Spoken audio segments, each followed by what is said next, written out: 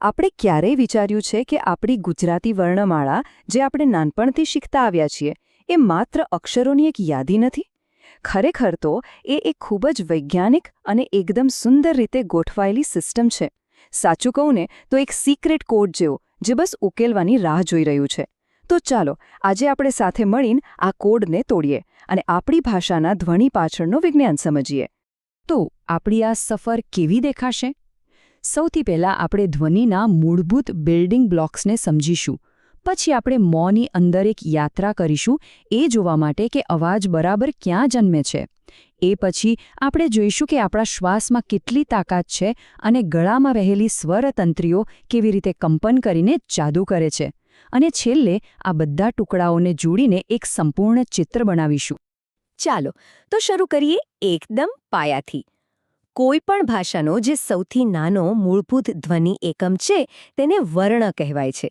આ એ શુદ્ધ અવાજ છે જેમાંથી આખી ભાષા અને આપણા શબ્દો બને છે. આ એક બહુ જ રસપ્રદ વાત છે. આપણે જ્યારે ક બોલીએ છીએ ત્યારે તેમાં ખરેખર બે ધ્વનિ છુપાયેલા છે, ક અને અ.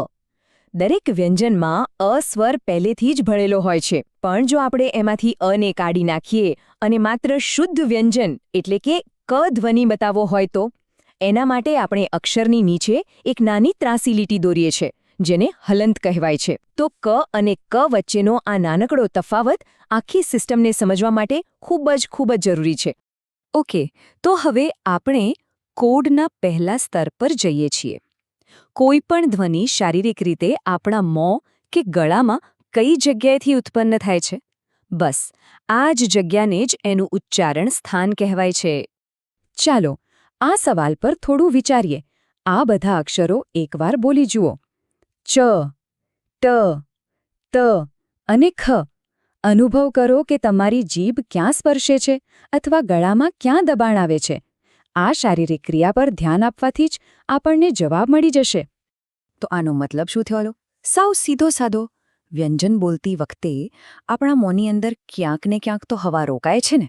બસ એ જે પોઈન્ટ છે, પછી ભલે ગળું હોય, તાળું હોય, દાંત હોય કે હોઠ, એ જ એનું ઉચ્ચારણ સ્થાન છે. ચાલો આ નકશાને વધુ નજીકથી જોઈએ. ચાલો મારી સાથે બોલીને અનુભવ કરો. બોલો ક, ખ. ગળામાં અંદરથી અવાજ આવતો લાગશે, ખરું ને? એ છે કંઠ્ય. હવે બોલો ચ, છ. જીભ તાળવાને અડી, એ છે તાલવ્ય. ટ, ઠ બોલતી વખતે જીભ વળીને તાળવાના ઉપરના ભાગે અડે છે, એ છે મૂર્ધન્ય. ત, થ વખતે જીભ સીધી દાંતને અડે છે, એટલે દંત્ય.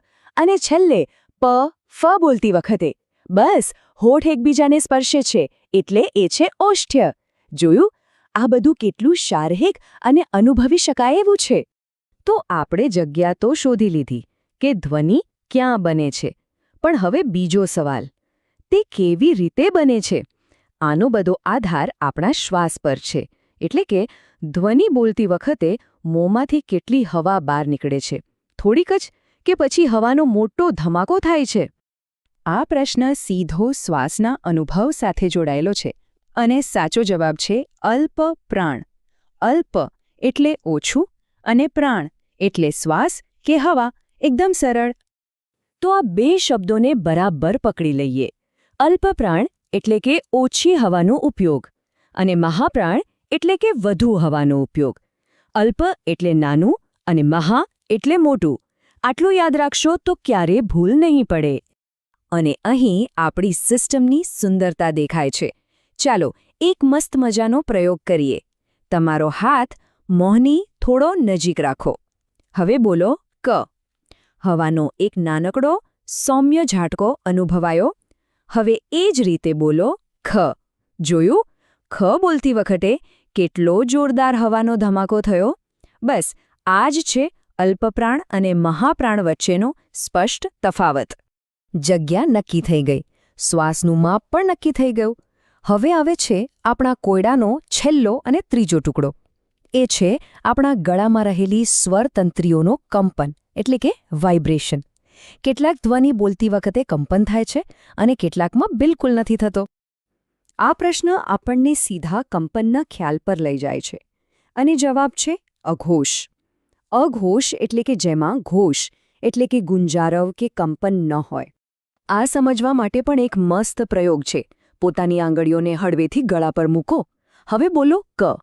કોઈ વાઇબ્રેશન થયું? નહીં ને? હવે બોલો ગ. અનુભવ્યું એ કંપન? ગળામાં એકદમ સ્પષ્ટ ધ્રુજારી થઈ. બસ જે અક્ષરમાં કંપન ન થાય એ અઘોષ અને જેમાં કંપન થાય એ ઘોષ. જુઓ, આમાં પણ એકદમ ચોક્કસ પેટર્ન છે. દરેક લાઇનના પહેલા 2 અક્ષરો અઘોષ છે અને પછીના 3 ઘોષ છે. આ સિસ્ટમની આ જ તો ખાસિયત છે. બધું તર્કબદ્ધ છે. અને હા, એક બોનસ ફેક્ટ. આપણી ભાષાના બધા જ સ્વરો એટલે કે અ, આ, ઈ એ બધા હંમેશા ઘોષ જ હોય છે. બોલીને ટ્રાય કરી જુઓ, ગળામાં કંપન થશે જ. અત્યાર સુધી આપણે 3 અલગ અલગ માપદંડો જોયા. ધ્વનિ ક્યાં બને છે, કેટલી હવાથી બને છે અને કંપન સાથે બને છે કે નહીં. પણ ખરી મજા તો હવે છે, જ્યારે આપણે આ બધા ટુકડાઓને એકસાથે જોડીશું અને ધ્વનિનો સંપૂર્ણ નકશો તૈયાર કરીશું. તો ચાલો એક કેસ સ્ટડી કરીએ. આપણો અક્ષર છે ઘ. આપણે 3 સવાલ પૂછીશું. પહેલો, એ ક્યાંથી બોલાય છે? ગળામાંથી, એટલે એ કંઠ્ય છે. બીજો, શ્વાસ કેવો છે? ઘ બોલતી વખતે વધુ હવા નીકળે છે, એટલે એ મહાપ્રાણ છે. અને ત્રીજો, કંપન થાય છે? હા, થાય છે, એટલે એ ઘોષ છે. તો ઘનું પૂરું સરનામું થયું કંઠ્ય, મહાપ્રાણ, ઘોષ વ્યંજન. જોયું? આપણે એને સંપૂર્ણ રીતે ઓળખી લીધો. અને આ રહ્યું એ માસ્ટર ટેબલ. આપણો કોડ ક્રેક થઈ ગયો. આ એક જ કોષ્ટકમાં આખી વ્યંજન વ્યવસ્થા સમાઈ ગઈ છે. આડી લાઈનો બતાવે છે ઉચ્ચારણનું સ્થાન, કંઠ્ય, તાલવ્ય વગેરે. અને ઊભી લાઈનો બતાવે છે શ્વાસ અને કંપનનું મિશ્રણ. બધું કેટલું વ્યવસ્થિત, કેટલું વૈજ્ઞાનિક અને કેટલું સુંદર છે. આખું વિશ્લેષણ જોયા પછી હવે આ જ્ઞાનનો ઉપયોગ કરવાનો વારો આપનો છે.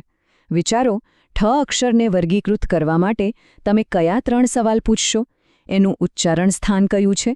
એ અલ્પપ્રાણ છે કે મહાપ્રાણ? અને એ ઘોષ છે કે અઘોષ? આ કોડ હવે તમારા હાથમાં છે. એની સાથે પ્રયોગ કરો અને ભાષાના વિજ્ઞાનને માણો.